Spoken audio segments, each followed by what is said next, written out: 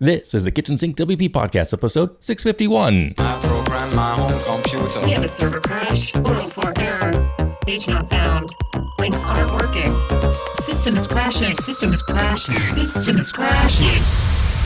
Your old HTML website, barely alive. We have the technology. We have WordPress. A new website, better than it was before. Better, stronger, faster.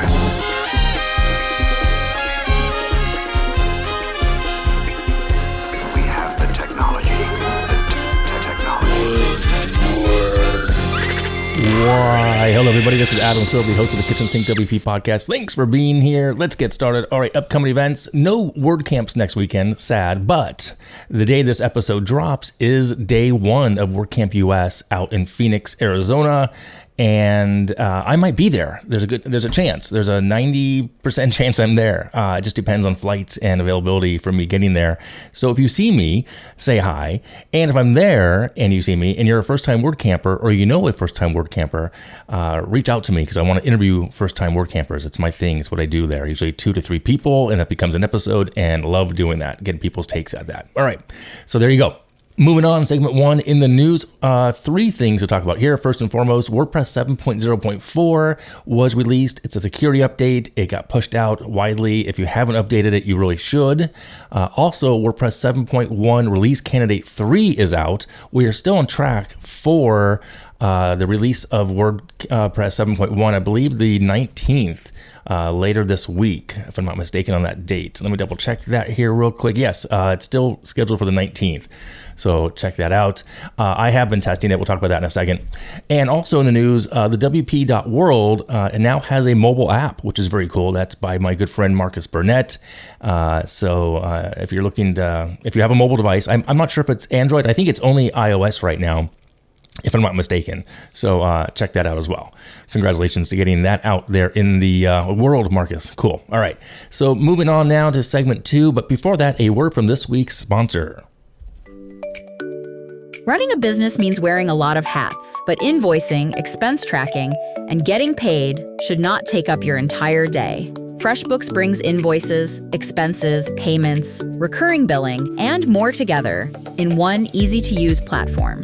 Create professional-looking invoices in seconds, add your logo, personalize client messages, and automatically import expenses by connecting your bank account. FreshBooks can also connect with more than 100 partner apps, add tools for appointment scheduling, customer management, payroll, tax preparation, and more. Spend less time managing paperwork and more time growing your business. Right now, you can get 90% off FreshBooks for 6 months. Visit partner.freshbooks.com/KSWP. All right, and we're back. So thanks again to FreshBooks. You should use it. I use it. It's pretty cool. All right, moving on. Like I said, segment 2, meat potatoes. So this week, my original plan was to share things about WordPress 7.1. As I mentioned, we're in RC3. But as I'm recording this, we're still in that release candidate stage. So I don't feel like I've had enough time with the final product to give you a useful review just yet. And more importantly, the setup I'm working with right now really isn't surfacing, if you will, some of the things I want to test. So rather than force that episode just because it's close to being released, I'm going to give it more time, probably another week or 2 tops. And as long as it comes out next week, it'll be great. Instead, I thought I had another thing in the hopper here, if you will. I want to talk about something that I think is going to become more important for anyone who uses, owns, or manages a website. And for most of the history of the web, we've basically built websites for 2 audiences, people and search engines, right? We want humans to understand a site. We want Google and other search engines, if there are any out there really, but no, there are, to understand enough to send those humans our way. But now we have that third kind of visitor entering the picture. And those, of course, would be AI agents. ChatGPT, Claude, Gemini, and a growing number of other AI-powered tools around them can already search, read, summarize, compare, interpret content from every website out there. And we're quickly moving towards the world where those systems don't just find the information for us, they may increasingly take actions on our behalf. So that leads to a pretty simple question for this week's episode. When an AI agent visits your website, is your site ready for it? So here are 4 things to consider on this topic. Okay, number one, let's start with a basic change that's happened already. Traditionally, someone needed something, they went to Google, they searched for it, they clicked through a few results, landed on your site, looked around, and hopefully did whatever you wanted them to do. Maybe they read an article, filled out the contact form, bought a product, registered for an event, or even maybe signed up for the newsletter. That basic flow has shaped an enormous amount of web design and SEO strategy for years. Well, now the path can look and does look very different. Someone can ask an AI assistant a question in plain English. The assistant can search the web, visit multiple sites, gather the important pieces, compare them, and bring them back to that initial questionnaire, the response. So in that scenario, the person asking the question may never actually visit half the websites that contributed to the answer. Your website may still be part of the process, but the AI is effectively acting as the first visitor. And that changes what we mean by a website visit. Imagine somebody asking an AI system to find a local WordPress consultant, compare 3 options, identify which one specializes in small business, maybe in a certain vertical market, and then give them a recommendation. Or maybe they ask to find an upcoming race, the distance and location, compare the registration fees, tell them which event makes most sense. Full disclosure, I've done this. The AI needs to be able to figure out who you are, what you offer, where the important information lives, and how those pieces relate to one another. We're also moving towards where agents can do more than just research. They can take action for us. They can find the product, yes, but they can also maybe select it, check availability. I've done those things. They can make a reservation. They can register for an event, maybe even complete the purchase, which I am not so comfortable yet just doing myself. We aren't all the way there across the entire web yet, but you can see the direction is pretty clear. So in addition to asking whether humans can find and use your site, we're going to have to start asking whether software acting for those humans can understand and use it as well. All right, the second thing here is your WordPress site actually understandable? The good news is getting ready for this doesn't necessarily mean throwing your website out or installing 15 new AI plugins. In fact, a lot of things that make the website easier for AI are the same things we've been telling people for years to do because they make websites better for humans, search engines, and accessibility as well. First, start with structure. Are you using actual headings properly? Or is it everything just a larger font because it looks good on the page builder? Are your page titles descriptive? Does your navigation make sense? Can someone tell the difference between your services, your about page, your resources, and contact info? Are your important pages connected logically, or are they buried 3 menus deep, only reachable through some fancy visual element on the homepage? I've seen it, I've done it, and I don't like it. Then look at the words you're using. Websites have gone through plenty of design errors where the homepage headline was something like creating innovative solutions for tomorrow. Well, that might sound impressive, but what does it tell somebody truly? If the real business is WordPress maintenance and support for small businesses and nonprofits, say that somewhere clearly. A human shouldn't have to decode your marketing language. An AI system shouldn't have to guess what your company actually does. This is also where structured data and schema can become increasingly useful. Your WordPress site may already be generating some of this through SEO plugins. Schema can help identify that something is an article, an event, a product, a person, an organization, or location, or any other type of specific content, custom post types.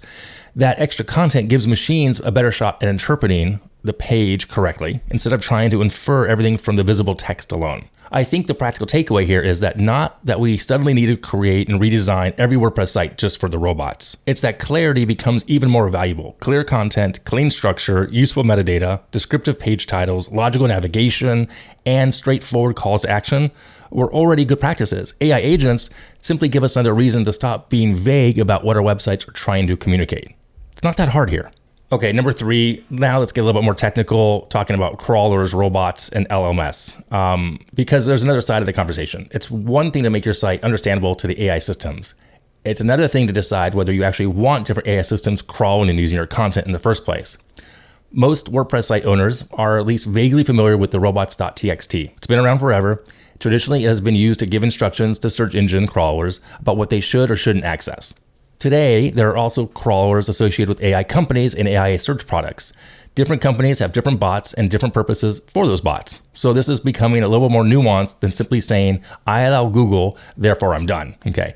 I'm not suggesting everyone run out and block every AI crawler. In fact, depending on what your website does, you might want AI systems to discover and surface your content. If you publish useful tutorials, run an e-commerce store, promote events, sell services, or simply want more people to discover your work, being visible through AI-powered search could be valuable. It is valuable. We know it is. But I do think site owners should at least understand that these crawlers exist and make an intentional decision rather than ignoring the issue completely. Okay. Moving from there, we also now have LLMS.text. Okay. You've probably started seeing this mentioned if you spend any time in WordPress or SEO or AI circles. The basic idea here is to give large language models a simple, curated guide to important information on your website. Think of it as a way of saying, here are the pages and resources that best explain the site. There are already WordPress plugins that can generate these for you, of course. The concept is getting plenty of attention, but this is where I want to keep the hype meter turned down just a bit. I wouldn't install any old LLMS.text plugin today and assume you're suddenly optimized for ChatGPT. It's still a very much emerging convention. Adoption is evolving. There are big differences between something being interesting and something being required. I think it's absolutely worth knowing about this and experimenting with it, but you can be a little bit ahead of the curve. I just wouldn't treat it as a new XML sitemap yet. Like, it's not replacing XML sitemaps. Keep that in mind, okay? All right, number 4, bringing us back down to something useful here, practical AI readiness. It's a little check-in for you. If you want to spend 30 minutes this week, I recommend this. Check your WordPress website. I wouldn't start by installing anything. I would start by just looking at the site you already have. First, open up your homepage. Ask the really simple question. Within about 10 seconds, can someone tell what the site is, who it's for, and what you want them to do next? If the answer requires reading 3 paragraphs, opening a menu, watching a background video, and interpreting a clever tagline, you've probably got some work to do. And again, that's not an AI problem. That's a communication problem that AI is helping expose. Next, look at your most important pages: services, products, pricing, contact info, events, locations, author information. Whatever matters to you for your site, look at those. Make sure the important facts are actually on the pages as text and aren't hidden entirely inside images, pop-ups, sliders, or complicated interactive elements. If there's something you want an AI system to know about your business, make sure your website clearly says it somewhere. Then take a look at the technical basics. Go back to that. Check your XML sitemap. Check if your schema or your SEO plugin is generating. See what it looks like. Look at your robots.txt file and understand what it's doing. You don't have to become a crawler expert here. I'm not saying you should, but you should at least know what you're intentionally blocked or not blocking things to do. If you want to experiment with LLMS.text, a lot of letters there, this will be the point where I try it and see what the generated file actually contains rather than simply turning on a plugin and forgetting about it. And lastly, finally, looking at your analytics. We're so used to watching Google, social media, email, and referrals, it's easy to forget that new sources are starting to show up. You may already be getting visits that originated from different services, AI products, ChatGPT. If you're seeing that traffic, what pages are they visiting before they get to you? Where are they staying? Are they converting? Before we invent an entirely new AI optimization strategy here, it would be nice to know whether AI is already sending us useful visitors. Okay, so for years, one of the biggest questions in running a website has been, can Google find me? Then we got better at asking the second question. Once someone gets here, can they actually accomplish what I want them to accomplish? I think we're entering a phase now where there's a third question worth adding to that list. Can an AI agent understand and successfully use my website? Because the next visitor to your website might not be a person at all, clicking around the navigation. It might just be software working on that person's behalf. It might read 5 websites, compare that information, eliminate 3 of them, and send the user the 2 that it thinks are the best for you. It understands and trusts them to give them a recommendation. If your information is vague, buried, badly structured, or inaccessible, you may never even get a chance to talk to the human on the other side. So I don't think this means panic. I definitely don't think it means rebuilding your website every time a new AI buzzword appears, at least not for now. I think it does mean doing the fundamentals well. Be clear about who you are, structure your content properly, make your important information accessible, understand what you're allowing to crawl your site, and keep an eye on how people and machines are actually finding you. The web has spent a couple of decades adapting to search engines. Now it looks like we're going to spend the next few years adapting to the agents as well. Obviously, we all run websites using WordPress, so it's probably worth getting ahead of this conversation rather than waiting until an AI assistant becomes one of our biggest sources of traffic. Something just to think about. Let me know what you think about it. I'd love to hear your thoughts as well. All right. Moving on, segment 3, tip until the week. This one is, another one mentioned actually by my good friend Marcus Burnett. We should do a game with how many times I say his name on a show. Anyway, Luma.com. It is an event platform that is kind of taking on the old meetup.com side of things. So he mentioned it for his app that he tied into that to pull information through an API, I think, to know for events around you. So anyway, check it out, luma.com. There's a free level, paid level, if you have events that you want to check out.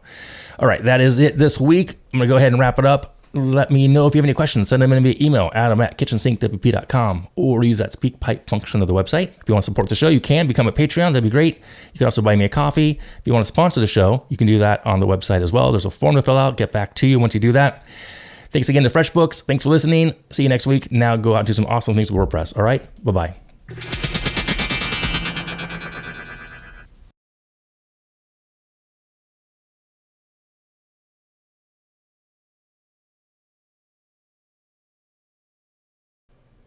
You still there? You still listening? Good, because it's contest time. Did anyone catch the 2 TV Easter eggs back on episode 650? If you did, send in your answers. Correct submissions will be put into a raffle for a gift card. I'm thinking Starbucks. I don't know, 10, 15, 25 bucks. Don't know yet. Let's just go with it today. Let's say 20 bucks, because caffeine keeps me going, that's for sure. And the deadline is going to be Friday, the 21st at 12 p.m. Eastern Standard Time. Email is adam@KitchensinkWP.com. In the subject, you got to use EP650 Easter eggs. That way I can kind of see them. Again, 2 TV Easter eggs in episode 650 that I said. Deadline Friday 21st. You'll be in a raffle if you submit. Title, subject of your email has to be EP650 Easter eggs. Okay? Thanks. Bye.